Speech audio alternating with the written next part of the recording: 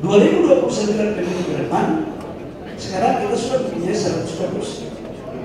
Target kita ke depan harus kursi kita nambah dari 102 menjadi 102 lebih. Lebihnya berapa tergantung kita semua dalam ruangan ini untuk bekerja.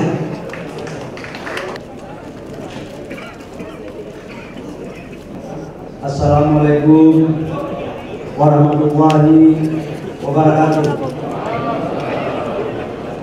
Shalom, Om Swastiastu, Namo Buddhaya, salam kebajikan. Yang saya hormati Ketua Dewan Pembina Partai Golkar, Pak Agus Sugro, yang juga menjadi Presiden Ketua Allah Subhanahu wa Taala. Yang hadir juga Ketua Dewan Etik Anda Haka, Ketua Mahkamah Partai Pak Ridwan Malina. Ini bahaya saudara Ketua Mahkamah Partai yang selalu menghadiri kita semua keadaan dinamika bahaya ini. Yang saya hormati Pak Sekjen, Pak Sarmuji, Saudara Umum, dan seluruh unsur-unsur wakil ketua umum, seluruh pengurus DPP Partai Golkar dari unsur ketua sampai dengan departemen. Yang saya hormati, saya banggakan sebagai ketua DPD 1 Golkar seluruh Indonesia dari Aceh sampai Papua. Yang saya hormati organisasi saya dan memberikan dan seluruh anggota DPR RI fraksi Partai Golkar yang hadir pada pagi hari ini bersama-sama kita di markas besar Partai Golkar. Pertama-tama mari kita panjatkan syukur kita kepada Allah Subhanahu wa Taala atas nama kesayangnya sehingga kita semua dapat berkumpul di sini dalam rangka mengikuti acara Rakernas. Rakernas ini adalah Rakernas pertama pada periode 2024-2029. Ini adalah merupakan tindak lanjut dari apa yang sudah disusun oleh teman-teman panitia, mulai dari orientasi maupun kontrol. Yang saya hormati Pak Kahar, khusus dan seluruh panitia penyelenggara. Saya senang tadi sekalipun awalnya agak sedikit tidak kenapa sumbangan ini disebutkan. Ternyata ada maksud lain untuk memenuhi unsur PDRT. Tidak lama saya tidak dengar kata-kata PDRT. Nah, semua sudah bagus. Tapi ada satu yang saya tidak mendengar namanya. Semua sumbangan sudah disampaikan. Tapi ketua panitia sendiri namanya nggak ada.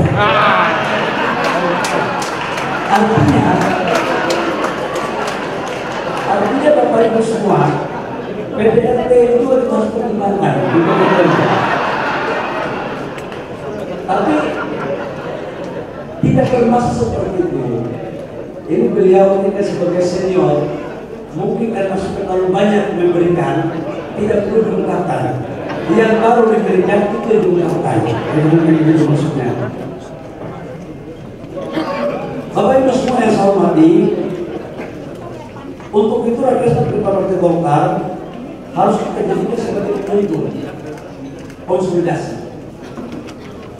Sebagai momentum konsolidasi, kenapa? Karena ini adalah silaturahmi yang besar.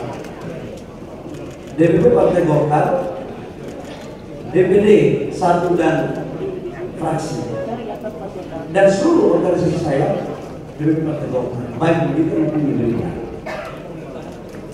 Momentum seperti ini saya pikir bagian daripada memperkokoh cara berpikir kita untuk mendorong partai kita lebih solid. Yang kedua adalah konsolidasi organisasi dan kelembagaan Partai Golkar. Dewan Kehormatan Ical tadi sempat kasih tahu sama kami datang siang dan beliau ada saksinya. Dewan Pembina, Dewan Etik, Mahkamah Partai, dan seluruh DPD dan pengurus DPD. Ini kita harus maknai tidak hanya sebagai bagian kegiatan rutin, tapi juga bentuk konsolidasi yang menurut saya, tadi saya tanya, Rakernas ini dalam kelazimannya berapa tahun sekali?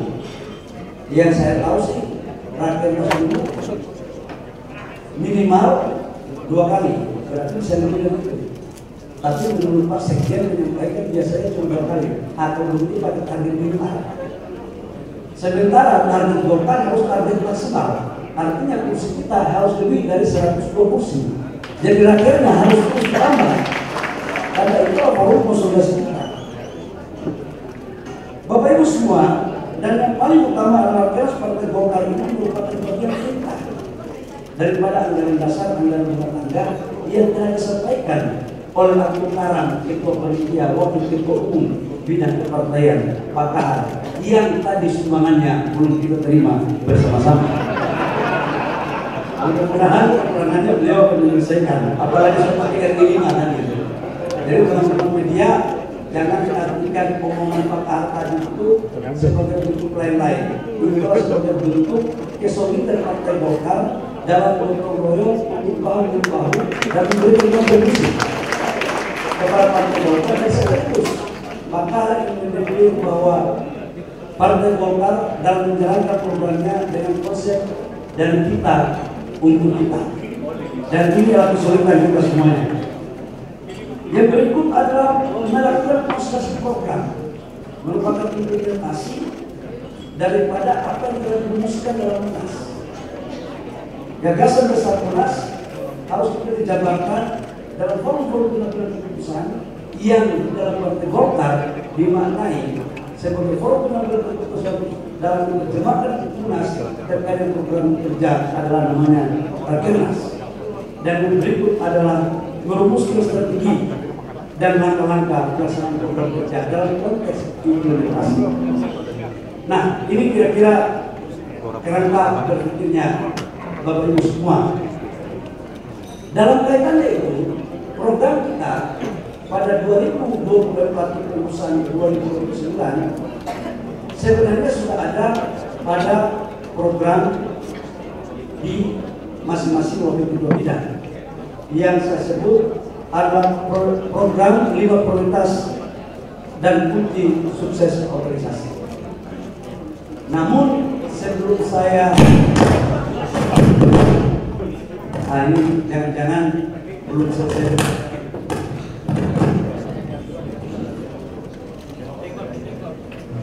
Jangan-jangan ada yang belum dapat gas kali.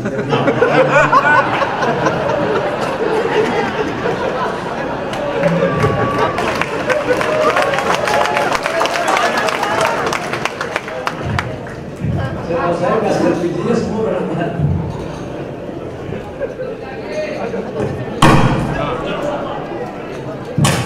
Kebanyakan orang itu di sini. Coba dicek. Biasanya kalau panitianya kayak begini, ini pasti aktivis KMI. Kalau panitianya biasanya kalau dari ini, sebelum materi pidato baik dia dulu di ruangan. Itu perbedaannya itu.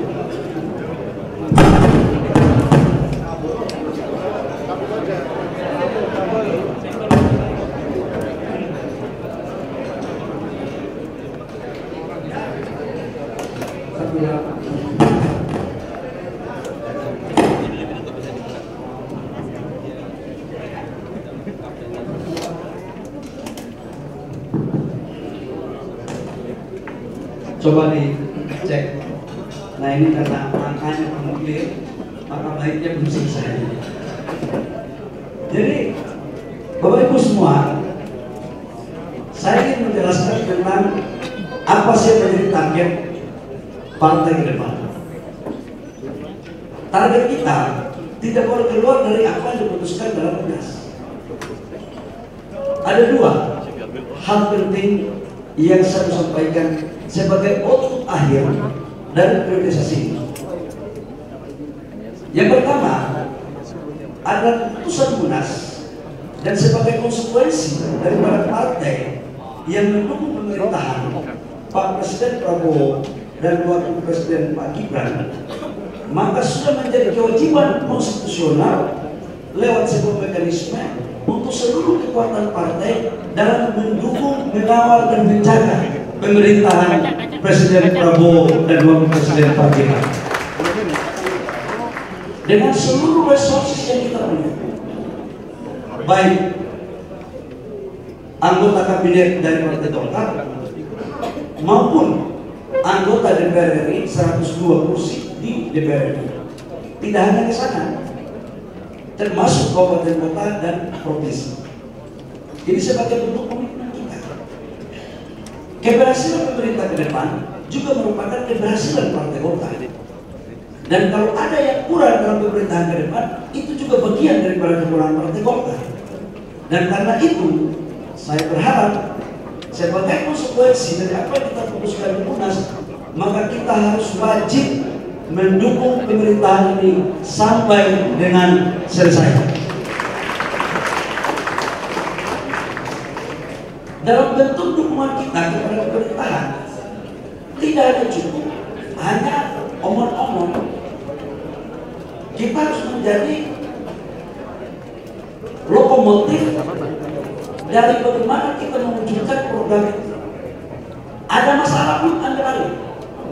Dan ini sebagai bentuk daripada doktrin, implementasi doktrin karya kekayaan menurut Bung Ferry dan Mahina.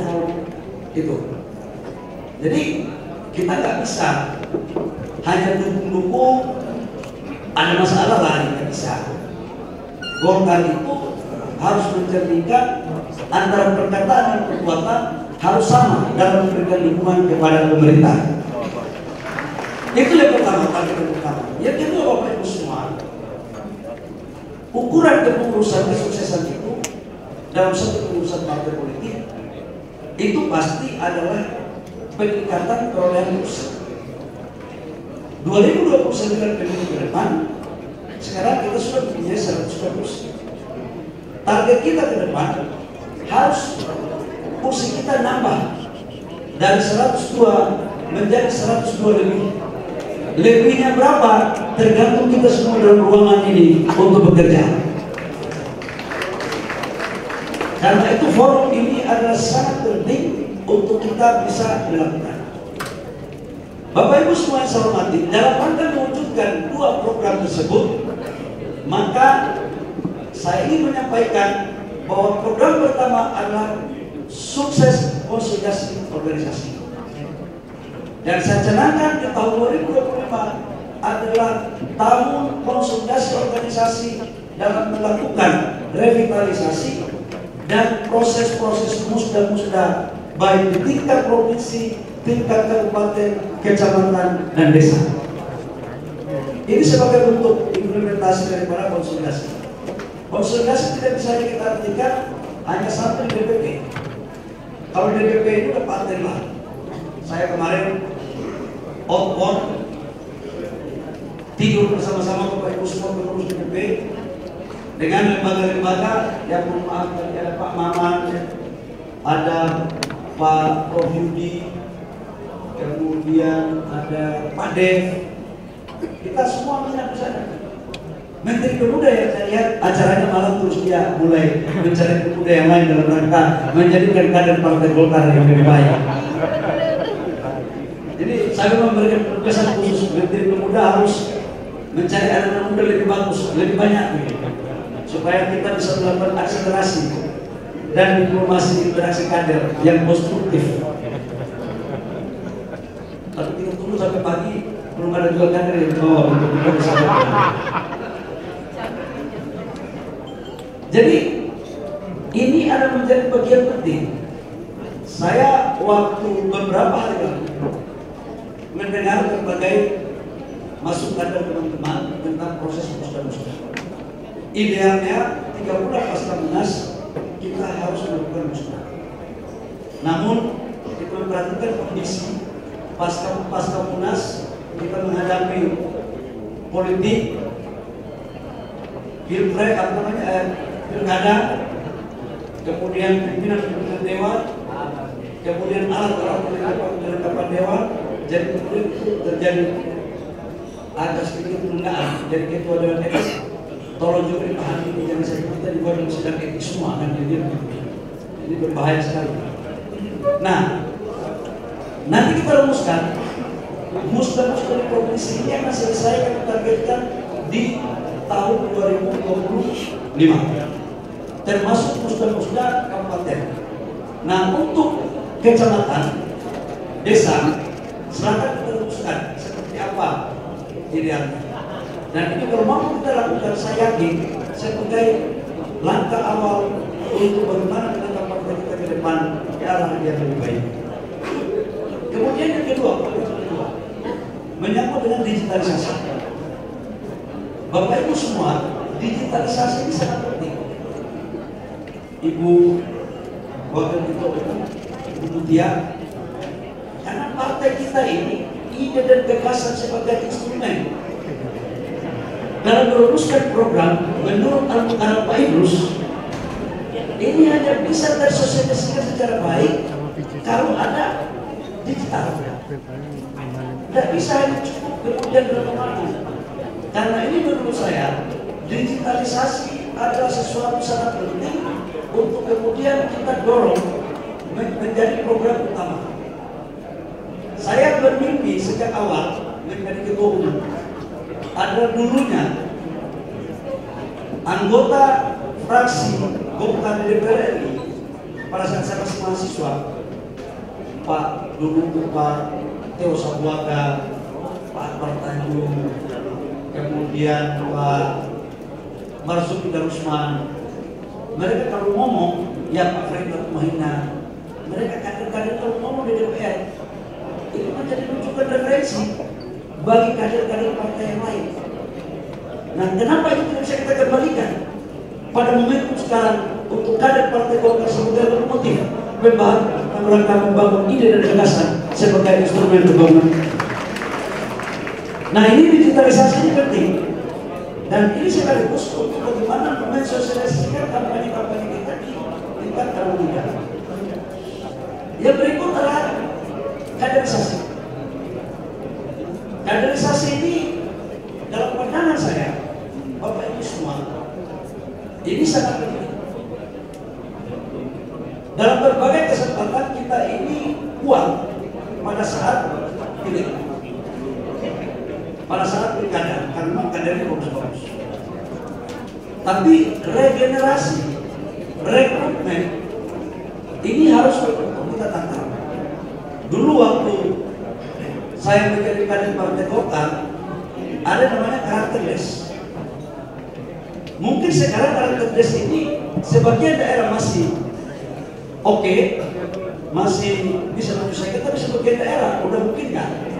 Tapi rohnya harus kita jadikan sebagai bagian yang terpisahkan dalam mendorong untuk meningkatkan kualitas kader. Dan saya memberikan apresiasi kepada pengurus terdahulu bahwa di Golkar sudah ada yang namanya Golkar Institute. Ini adalah tempat rekrutmen kader-kader baru yang kemudian memberikan pemahaman tentang kebangsaan, tentang tujuan Golkar, tentang bagaimana karya-karyaan dan Golkar dalam menjabarkan pikiran-pikirannya. Kaitannya dengan itu, Bapak Ibu semua, saya mencanangkan untuk ke depan kita harus mampu mencetak 1 juta kader Partai Golkar yang tugasnya harus ada di semua TPS dari Aceh sampai Papua. Ini mau tidak mau harus kita lakukan. Badan saksi Partai Golkar. Ya, saya pikir badan saksi ini sebagai salah satu pilar di depan.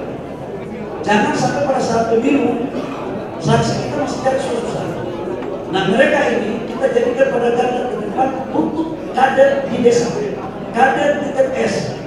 Karena biar kita mau omong-omong, tapi kalau TPS bocor, suara kita maun.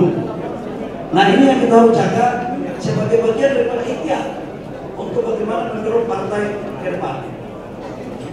Saya harus baca poin-poinnya supaya tidak melanggar hasil munas. Karena kalau melanggar hasil munas, Dewan Etik sudah mencatat ada tak melanggar munas. Nah, sukses program berikutnya adalah program pemerintah. Bapak Ibu semua, Pak Adis ini hampir setiap hari selalu kami komunikasi sebagai Wakil Ketua DPR untuk menjaga apa yang menjadi program kita. Program pemerintah dalam Asta Cita itu minimal ada empat yang menjadi program unggulan Bapak Presiden dan Bapak Wakil Presiden. Yang pertama adalah kedaulatan pangan, yang kedua adalah kedaulatan energi, yang ketiga adalah hilirisasi, dan yang keempat adalah pangan logis. Dalam kerangka itu maka kita berkewajiban untuk mendukung apa yang menjadi program pemerintah terkait dengan pangan. Bapak Presiden Prabowo membuka beberapa lahan-lahan sebagai lumbung pangan dan meningkatkan kemampuan produksi pada semua lahan pertanian. Khususnya teman-teman saya di Provinsi Papua Selatan, Maroke, di sana kita akan dorong untuk membangun food estate, pembangunan padi, kemudian kita bikin tebu untuk etanol dan gula, dan juga di sana adalah untuk ternak. Tujuannya apa? Agar kita bagaimana caranya untuk tidak boleh terlalu impor. Pak Presiden Prabowo ingin untuk kita swasembada pangan pada priorisasi pemerintahan periode pertama ini. Ini kira-kira yang menyangkut dengan pangan. Kemudian menyangkut dengan energi. Nah, ini bagian saya menjelaskan dalam forum yang terhormat ini. Bapak Ibu semua, terkait dengan kedaulatan energi, saya menjelaskan subsidi energi kita yang kami tangani, yang negara sekarang lakukan, itu adalah BBM, itu sekitar 150 sampai 150 triliun rupiah. Subsidi BBM, subsidi listrik per tahun 150 triliun rupiah, dan subsidi LPG itu sebesar 87 triliun rupiah. Total subsidi energi satu tahun rata-rata di 400 sampai 450 triliun rupiah. Dalam rangka mewujudkan program Asta Cita Bapak Presiden, maka semua anggota kabinet diminta untuk memastikan semua anggaran negara yang diwujudkan untuk program rakyat dipastikan harus sampai di tengah-tengah masyarakat. Nah, kita sebagai kader Partai Golkar, khususnya saya, itu sekarang melakukan penataan baik dari subsidi listrik yang tidak tepat sasaran, subsidi BBM yang tidak tepat sasaran, maupun subsidi LPG. Bapak Ibu semua, apa yang terjadi satu minggu ini merupakan kejadian yang mungkin orang anggap itu luar biasa, tapi ini terjadi sudah puluhan tahun sejak konversi minyak tanah ke LPG. Harga LPG di Republik Indonesia untuk rakyat belum pernah harganya naik. Subsidi negara kepada rakyat untuk LPG 3 kilogram 1 tahun itu 3 bulan lebih. 1 tahun. Artinya per kilogram 12 rupiah. Harga ke masyarakat itu hanya 4.250. Tapi kemudian bisa rakyat beli sampai dengan harga 25.000, ada yang 30.000, ada yang 23.000. Idealnya itu maksimal di angka 18.000, 19.000. Yang menjadi pertanyaan kemudian adalah, apakah ini kita biarkan? Kalau memang kita konsen Golkar sebagai bentuk daripada partai yang memperjuangkan apa yang menjadi hak rakyat harus dikasih, saya berpandangan ini harus kita luruskan yang baik. Kemudian kami melakukan kerjaan Bapak Ibu semua. Saya di dalam rapat kerja ini saya menjelaskan, Bapak Ibu tahu, setelah saya masuk, saya melihat ada yang tidak beres. 2 pilihan, apakah saya ikut yang tidak beresan ini, atau saya berubah untuk yang tidak beres menjadi beres. Itu pilihan bagi saya. Sebagai kader Golkar yang berangkat dari bawah dan berproses dalam keluarga yang serba keterbatasan, yang pernah merasakan hasil dana subsidi beras jatah, rasanya hati ini bergejolak melihat yang lain berpesta pora dan memanfaatkan fasilitas negara. Hati saya bergejolak. Saya ingin menjelaskan secara detail Bapak Ibu semua. Harga Pertamina yang harus sampai dengan agen itu harganya 12.750. Itulah harga negara membayar. Pertamina, agen ke Pangkalan, Pertamina menjawab kepada saya maksimal 2.000. Harusnya berarti 15.000 rupiah. Kalau kemudian Pangkalan ke Pengencer atau sekarang saya jadikan menjadi sub Pangkalan, harganya harus maksimal 18.000 atau 19.000. Udah maksimal. Yang terjadi apa Bapak Ibu semua? Harganya bisa sampai dengan 25.000, 23.000, 30.000. Kalau seperti ini yang terjadi, apa kita biarkan? Partai Golkar hanya diam, biarkan semua kejadian ini. Saya tahu ini adalah keputusan yang tidak populer bagi saya.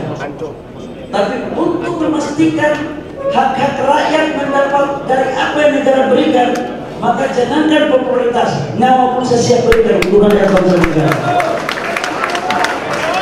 Itu kira-kira semua. Kalau saya mengurai uangnya puluhan triliun, Bapak Ibu bayangkan 18.000 yang harusnya rakyat dapat dijual 25.000, selisihnya berapa? 7.000. Itu sudah sekitar 15%, hampir 20% dari subsidi. Kalau 15% sampai 20% kali 87 triliun, itu sudah sama dengan 15 sampai 17 triliun rupiah. Itu baru selisih harga. Pasti Ketua Golkar Kalimantan Timur dan Gubernur Kalimantan Timur terpilih Pak Rudi ini ngerti sebagai mantan pengusaha di dunia migas. Yang kedua, oplos. Itu dioplos, minta ampun. Gas 3 kilogramnya diambil, dioplos ke tabung 12 kilo. Kemudian dijual ke industri. Itu rata-rata 5-10% bocornya. Sudah begitu lagi harga, LPG itu coba cek, benar nggak 3 kilo? Ada yang cuma 2,5 kilo, ada yang cuma 2,4 kilo. Jadi ada 3 potensi kebocoran daripada LPG. Satu adalah harga, yang kedua adalah oplos, yang ketiga adalah volume. Rata-rata kalau 25% sampai 30% yang bocor, subsidi tidak tepat sasaran, kali 87 triliun, itu sama dengan kurang lebih 25 triliun Bapak Ibu semua. Negara memberikan subsidi yang tidak tepat sasaran, dan ini dinikmati oleh sekelompok orang. Ini bukan barang gampang. Tapi kapan ini kemudian kita tidak berikan? Bapak Presiden Prabowo dalam berbagai kesempatan memerintahkan untuk memastikan agar LPG ataupun subsidi itu tepat sasaran. Itulah kenapa kami membuat kebijakan ini, Bapak Ibu semua, sehingga kita pada frame sama, dan ini merupakan bagian daripada konsekuensi untuk menertibkan yang bengkok-bengkok menjadi lurus. Habis ini saya tertibkan lagi, Bapak Ibu semua, saya tertibkan lagi adalah BBM. Solar subsidi dipakai untuk industri. Saya tahu ini pemainnya pasti akan ribut lagi, tapi nggak apa-apa. Kita sebagai orang timur, sekali layar berkembang, pantas surut untuk Bali. Ini untuk kebaikan rakyat Bapak Ibu semua. Dan inilah kesempatan kita Partai Golkar untuk memperjuangkan apa yang menjadi hak rakyat yang sesungguhnya itu. Sudah belum tentu dalam implementasinya 100% tidak ada yang sempurna. Mana ada program dari Republik Dunia ini yang 100% sempurna? Coba mainnya. Tadi suaranya hilang, begitu dengan LPG, main itu terangkat. Coba bayangkan. Begitu panasnya urusan LPG, main itu terangkat.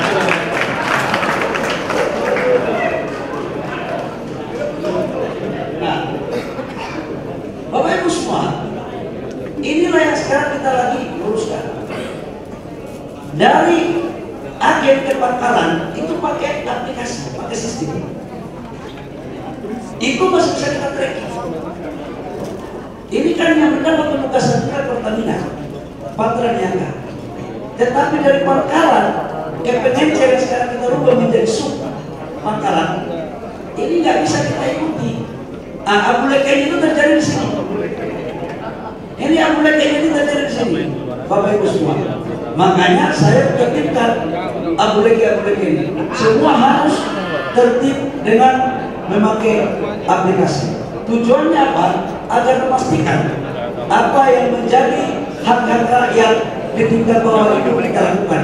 Kemarin ada sedikit yang kurang pas menurut saya, dan saya sudah tahu kepada rakyat adalah sub Pangkalan ini, Pengencer ini tiba-tiba kita stop. Ini yang kemudian sekarang kita rubah bertahap, kita lakukan penataan agar tetap mereka bisa berjalan, dan sekarang mereka sudah bisa berjalan. Wakil Ketua Komisi 12 ada, Ketua Komisi 12 ada. Bapak sebagai Ketua Komisi 12 yang terkenal Partai Golkar ngomong juga seperti itu. Hati-hati, ini ibarat sebuah kapal. Jangan teman-teman pikir kapal ini masuk karang. Justru disinilah nakoda kapal melihat APK dan penumpang kapal siapa yang masuk karang. Saya ingin justru momentum seperti ini. Ini juga dalam strata itu ada instrumen diuji mana APK dan ada dua kapal yang taat pada tujuan kapal, dan mana yang memang dia kapal diri meloncat atau mendorong-dorong kapal ada sekat terbalik. Kalau perlu nakoda selesai dua gitu. Cuma nakoda satu ini kan sudah sering bermain di ombak-ombak itu, jadi insya Allah lah, no problem, nggak ada masalah. Ya, mereka boleh lah. Ya.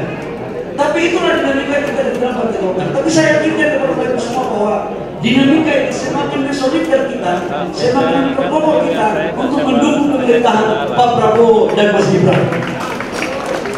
Yang berikut adalah program yang kelima tentang sukses agenda politik Golkar pada Pileg, Pilpres dan Pilkada 2029. Bapak Ibu semua, tadi saya sudah katakan bahwa tidak ada partai politik di Indonesia atau di dunia manapun yang tidak ingin untuk menjadi yang terbaik. Dan untuk menjadi yang terbaik harus kerja keras, sinkron dan kompak. Makanya saya katakan bahwa tidak ada sebuah partai yang menjadi survive, yang menjadi hebat tanpa ada kekompakan. Nah, di sini saya minta kekompakan kita semua. Dan target kita 2029, kita harus menjadi yang terbaik, baik di Pileg, kabupaten kota, provinsi, pilpres maupun pileg untuk pusat. Target kita adalah 102 kursi ke depan, harus kursi kita naik, dan itu tergantung daripada ketua wakil ketua umum bidang kepartaian dalam menseleksi kader-kader kita. Cuman dalam berbagai pertimbangan dari wakil ketua umum agar ada semacam sistem yang dianut untuk kebersamaan. Dan saya baru tahu juga dari perintah Bung Freddy kemarin di acara presentasi, ternyata ketua umum ini adalah sekaligus mandataris Munas. Saya baru tahu. Jadi teman-teman ketua DPD 1 mohon untuk sosialisasikan ketua umum itu mandataris Munas, kira-kira begitu. Artinya setiap saat ketua umum bisa membuat keputusan, nanti bertanggung jawabkan di Munas. Jadi kira-kira begitu. Nah, dalam rangka penertiban yang kapal ini berjalan terus. Bagi anak buah dan apakah kapal yang tidak setuju, saya pikir menyesuaikan betul dengan kapal ini untuk menuju kepada karya itu semua. Saya pikir Bapak Ibu semua itu yang perlu sampaikan. Saya harap makasih materinya banyak sekali. Selebihnya saya tidak bisa membaca lagi karena waktu kita cukup. Nggak boleh terlalu banyak ngomong. Jangan belum udah banyak ngomong. Bapak Ibu semua, saya pikir ini pandangan saya sebagai ketua umum Partai Golkar dalam acara Rakernas kita ke depan. Yakinlah bahwa DPP Partai Golkar solid, dan untuk musda-musda saya akan turun kepada seluruh provinsi. Itu janji saya. Saya akan turun, kalau tidak di permukaan musdanya, di penutupannya atau di pelantikannya, saya akan turun. Menyangkut siapa yang calon ketua umum, biasa kayak Golkar. Silakan berkomunikasi yang baik-baik. Ketua DPD Kota Provinsi khusus di Musda ya, silakan dikomunikasikan. Ada Pak Kahar, Wakil Ketua Umum Bidang Kepartaian, ada Pak Adis, ada Pak Idrus, ada Pak Wihaji, ya Pak Aceh, ada Bang Bambang ya, ada Pak Doli, apalagi Sumatera Pak Doli. Kira-kira dari semua wilayah yang ada di wilayah Sumatera. Udah banyak WKW ada berita, khususnya PLT-nya Pak Adi Islam bukan kira-kira. Ini agak, ya gitulah. Yang aman kelihatannya Bang kita kalian ya, wakil ketua bidang timur karena ada Bangsa Abang Muhyiddin yang mengawal di sana. Jadi saya pikir itu Bapak Ibu semua, terima kasih dengan mengucapkan Bismillahirrahmanirrahim versi HIPMI atau versi HIPMI atau versi Golkar. Golkar. Atas seizin seluruh peserta Rakernas hari ini dan selalu memanjatkan puji syukur kehadirat Allah Subhanahu wa taala dengan mengucapkan Bismillahirrahmanirrahim. Rapat Kerja Nasional DPP Partai Golkar periode 2024-2029 saya nyatakan dibuka secara resmi.